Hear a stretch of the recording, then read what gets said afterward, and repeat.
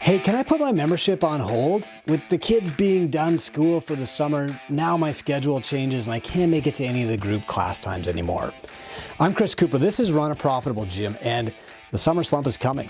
That was an email that I actually got at my gym last Thursday, and I'm going to tell you what we did about it today and how we plan to overcome and beat the summer slump so that it doesn't hurt us. First, the summer slump is natural, especially in the northern part of the world. There's a seasonal drop-off for gym memberships as people embrace the sunlight. They want to go outside. Their schedule is changing. They go on vacation. The kids are out of school. Their routines are all interrupted.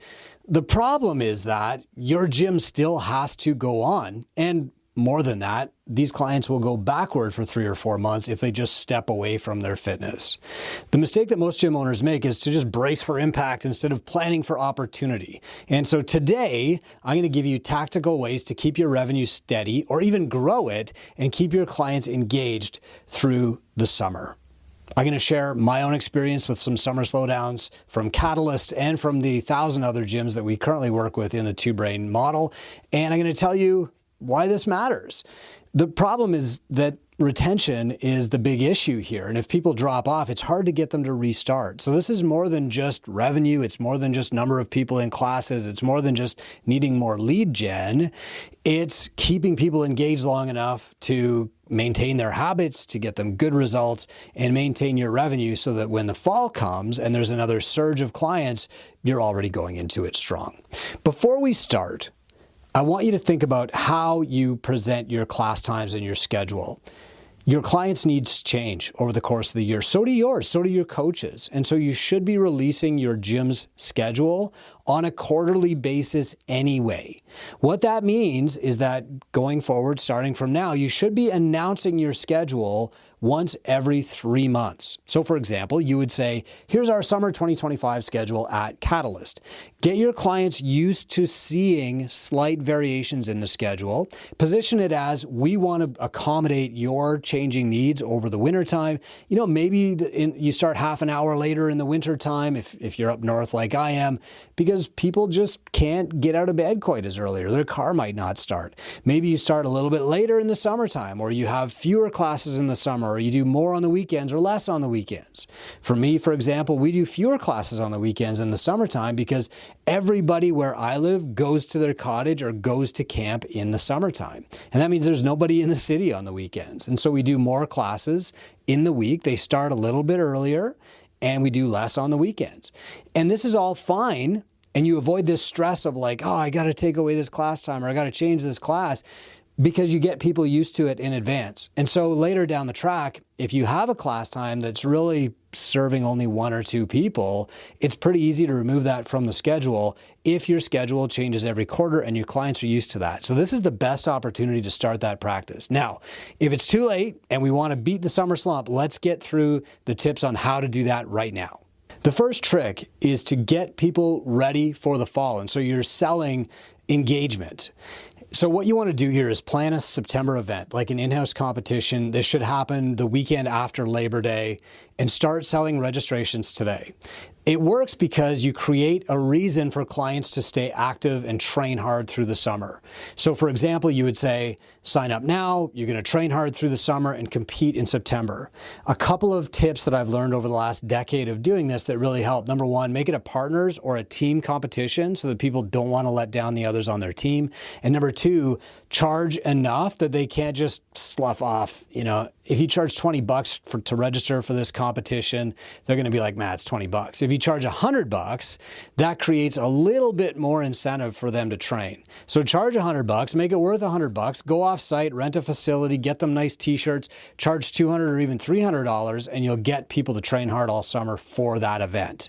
If you don't want to run a competition or an event, what you can do is have pre-sales. So you can set up challenges starting the first week of September for which people can register in June. You can set up a specialty program in September that's going to sell out and people can pre-register for that in June. You can have a nutrition challenge starting in September, etc.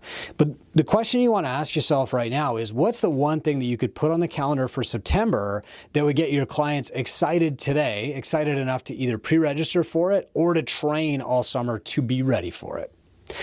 Next option is seasonal offers for new and current clients. So for example, you could run a specialty program for people that will work, especially right now. So an extra little revenue boost might be a Couch to 5K program. So you market to people in your gym who want to get better at their 5K, run their first 5K, and also to people outside your gym who are thinking about doing their first 5K. It's called Couch to 5K, so it's great for beginners, and it can actually be a funnel to bring people into your gym. For example, when this was working best for us, we would get about 34, 35 people registering for these Couch to 5K programs. They would meet one a week. It was $99, and the coach would meet with them, run with them as a group, and give them some homework to do on their own. That way, it didn't interfere with our clients coming to their group classes, and beginners could slowly ramp up to it.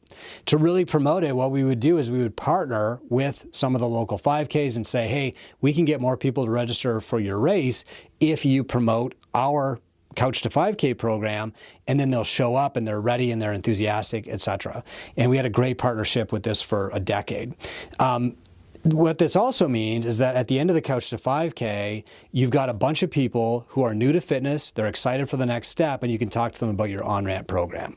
You could even do this remotely if you want to, and you can build relationships with run clubs or local race organizers too. Another idea that a lot of gyms in Two Brain do is called Summer Bingo. It's a really fun retention play. So you give people a bingo card at the start of the summer, and you tell people complete these tasks over the summer, and you win a prize. So a tile on that bingo card might be attend class 3 times a week for a month, or bring a friend on a certain date, or try a new skill, or post a sweaty selfie on Instagram. Sometimes it could even be leave a 5-star review for the gym. You just want to make sure that most of the bingo card is about them. A similar idea that some gyms in Two Brain use is called Summer League, and what you do is, a lot like the Intramural Open, you draft people into 4 teams, and you create fitness games through July and August. You want to keep this light and social, but with a small competitive twist, and you definitely want to have points for showing up. You can charge a small fee, which is great. It means they've got some skin in the game. Give them t-shirts or prizes. But what you want to do here at this point is say, like, what is one extra thing that we could offer people who are already in our gym that would create value for them, that they'd want to pay for, and would boost our revenues over the next month or two? The third option is to run summer camps and programs for off-season athletes. These are usually best for kids. And I just want to remind you that if you're listening to this podcast, you probably train athletes, but maybe not. And some of the most successful micro gym models out there cater only to kids. I'm talking about Parisi Speed School. I'm talking about cheer camps, gymnastics camps, swim programs, summer camps for kids. I mean, people will pay to put their kids in something before they'll pay to put themselves in something. So the people who are canceling their gym memberships because their schedule is all wonky are probably putting their kids into summer camps, and they have to deliver their kids to summer camps, and that's why their schedule is wonky. So think about that opportunity for your gym. Now, you have to have the right coach doing this program, but here's how to do it. So first, if you're already running a kids program, this is just such a layup. But even if you're not, what you do is you talk to the parents of kids in your gym about the sports that their kids play. Then you market strength and conditioning to those youth teams or to athletes whose season just ended. So for example, this is great for baseball. It hasn't really started yet. Soccer, hockey, amazing, speed skating, volleyball, teams looking to keep athletes moving. And the bonus is that this builds long-term relationships with the parents and local sports clubs. On the next podcast, we're going to have Debbie Rosslin talking about how she does summertime volleyball camps, and that just blows up her business. A fourth option is to offer a remote program that's an upgrade. Now, what this does is it gives your clients a remote training upgrade so that they can take vacation and still get coached, or they can take time at the cottage and still get coached. And the package would probably include workouts, accountability check-ins, maybe some nutrition tips. Maybe it's like I'm available through text 18 hours a day or whatever. This keeps your clients engaged and paying while they're away, while they're outside of the gym.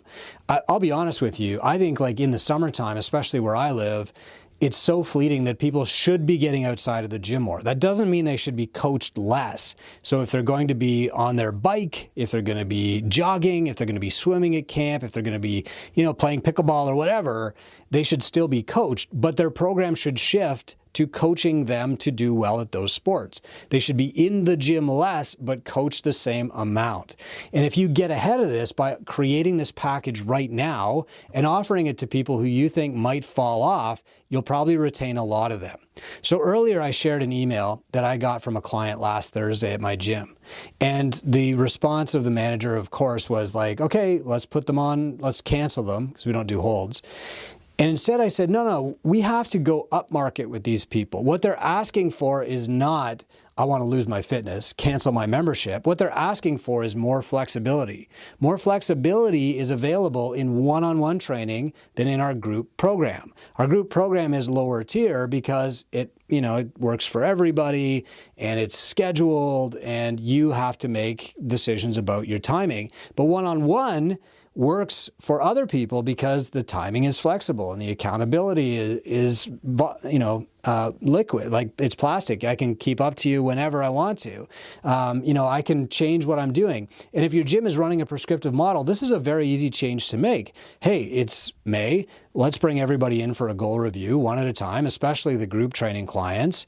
What are you going to be doing this summer? Here's the plan. There's no need for them to cancel their membership. You just pivot your coaching service to them a little bit. So you could also offer this for non-clients. And you could just ask yourself right now, who in your local community could use your help staying strong through the summer? And how can you reach them right now this month? Well, if you create a package today, the next step is marketing that package. So think about what the perfect package would be for people who are going to be kind of outside the gym in the summer.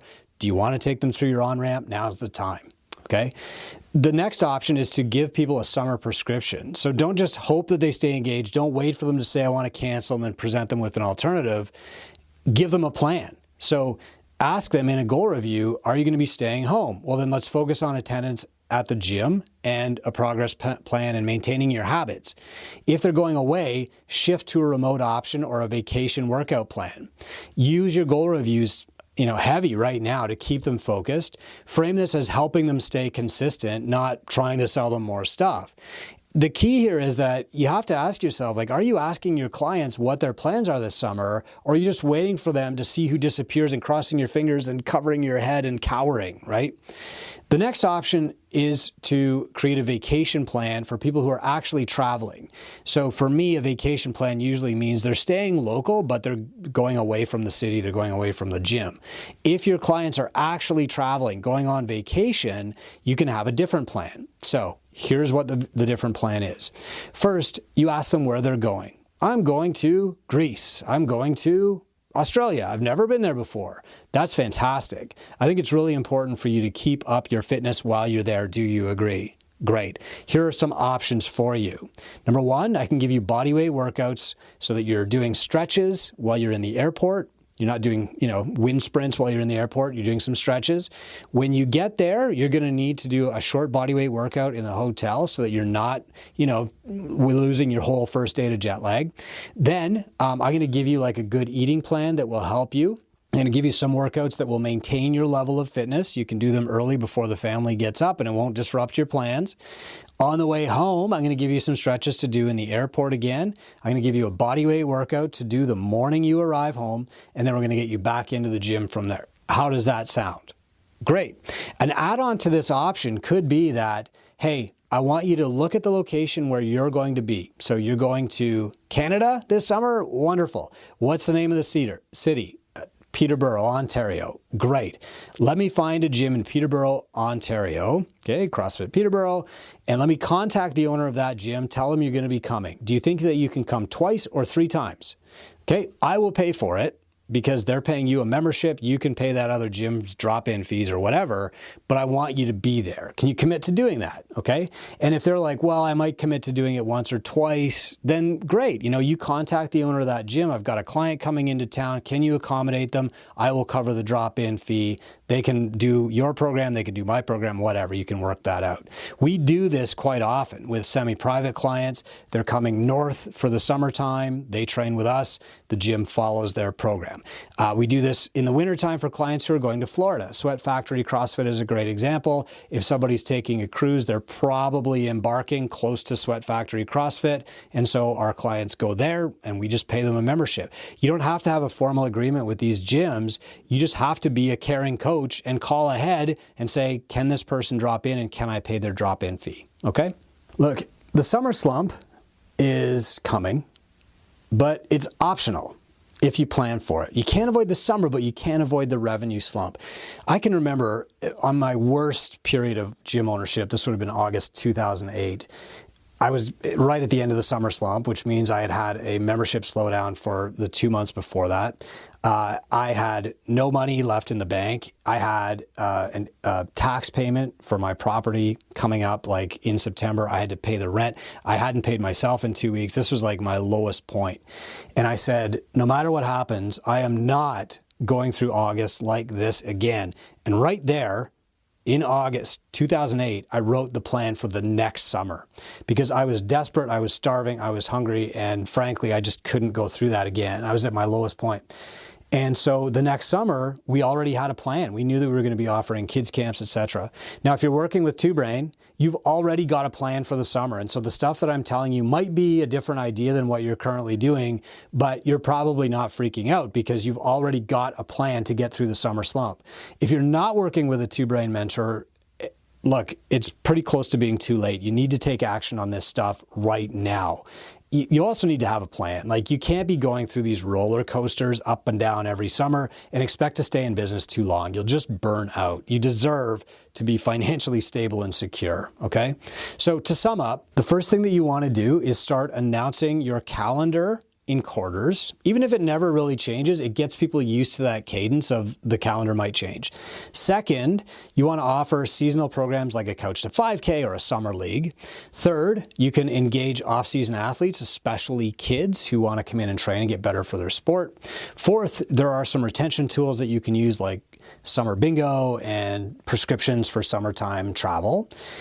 The key, though, is that you pick one or two of these strategies and put it into action this week. Instead of just taking notes and writing down all 5 or 6, I need to do those, let's put them in the binder somewhere, and then moving on to the next podcast and getting the next information, whatever.